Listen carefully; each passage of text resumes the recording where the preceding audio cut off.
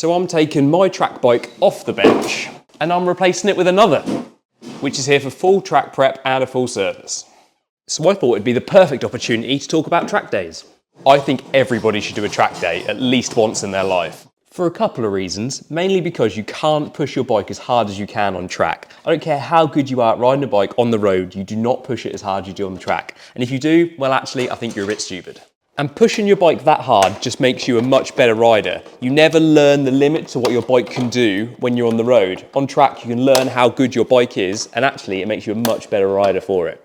The other thing I see in here time and time again is after people have done a track day, they realise they were not riding very hard or fast on the road. All they were doing was taking massive risks unnecessarily. So what they do going forward is do more track days and just take it nice and easy on the road. So just way safer.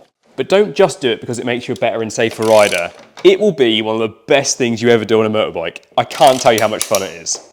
So on this bike, I'm just going to do standard service items and then also give the brakes a clean, check all the other components, make sure it's all good, ready for a track day.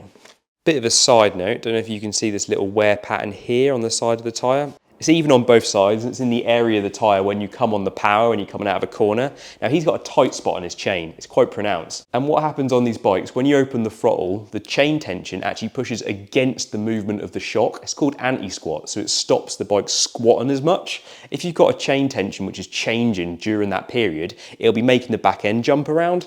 I bet you that's what's causing this tyre wear.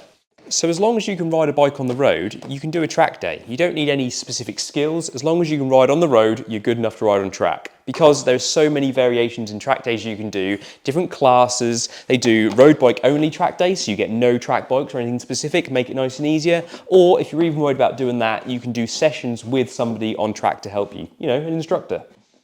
And you don't need a specific track bike, you can do anything. Road bikes, even smaller bikes, 400cc's, 250s I've seen on track days being more than capably ridden. Your calipers are the single most important thing on your track bike. That's what gives you confidence to actually ride it. Now there's two reasons why I always clean the calipers. One, because to get all that brake dust out of the way and it makes them work way more efficiently. But secondly, while you clean them, it's the best opportunity to give them a good look over and make sure there's no issues. Make sure your pins are working correctly, your pistons are all nice and free. That's almost as important as cleaning them, is actually giving them a really good look over and making sure there's no issues. All you need is hot soapy water and then give them a really good clean off with brake cleaner. You know they're working well when all four pistons come out evenly. And then you can push them back in by hand. The pads on these calipers have got a lip forming on the top. You can see it kind of just here. So I need to change the spaces on the calipers so we're getting full contact on the pads on the disc rather than having a little bit floating over top. So I'll get some ordered.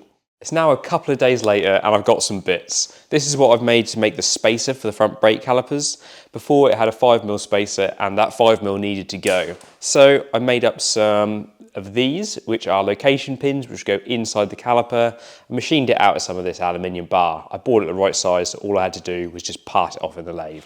Perfect. It is possible just to bolt these calipers directly onto the forks, but this makes it so much easier to centralise, makes it so much easier going forward, so I'd always recommend fitting them. So I've had more of a look into the tight spot in the chain and I'm convinced it's coming from the wheel stroke sprocket area. What I did was mark the wheel, the carrier and the sprocket all along the tight spot at the top and then turned each one 180 degrees to find out which one it followed the tightness of the chain. Turned out it's the sprocket. So I've got a new one of them here. So you've just booked your first track day. Excellent. What do you do before you turn up to the track? I would do a couple of things just to prep your bike, especially if you're doing a road bike. Get rid of any mirrors or fold them away because you do not want to be looking on your mirrors when you're on track. Secondly, cover up your speedo, put a bit of tape over it, just so that you don't get distracted while you're on track. You'll probably scare yourself how fast you can go on track if you've never been on one before and you just don't want to be looking at it. So just tape a bit of tape over it. Now, what do you take with you on the day? If you've got the ability to go in a van rather than ride your bike there, do it. It's so much nicer just to have somewhere to keep things and just bring extra stuff with you. Would highly, highly recommend it.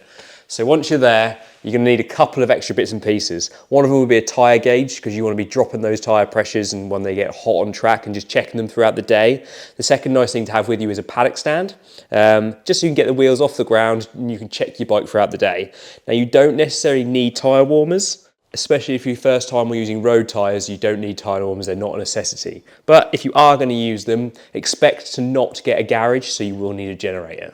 If you can, I always like to finish a brake bleed with this top reservoir nipple, crack it open.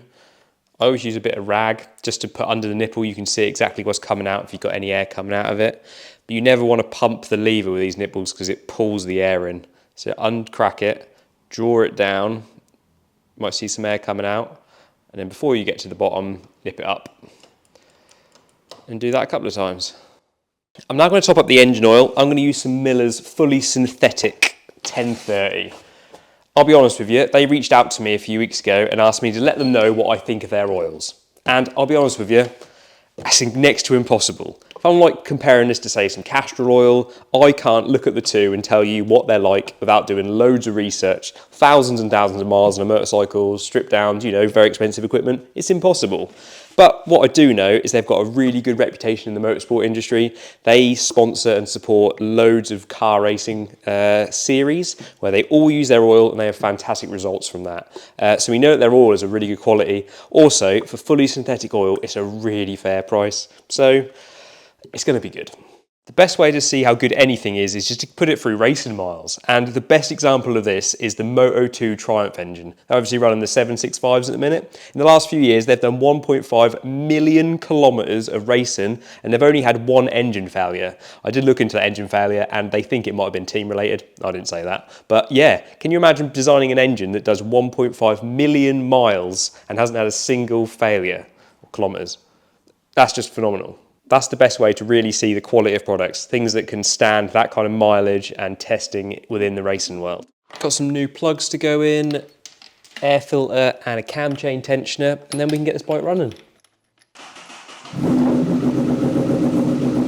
Well, the good news is the engine sounds way quieter now I've changed this cam chain tensioner. Just going to check the oil level after the initial run up and top up if we need it.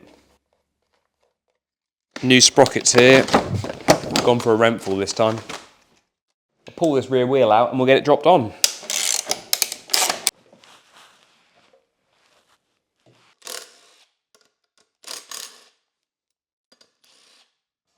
Sprockets on, rest of the fairings now to go back on, and then out for a road test.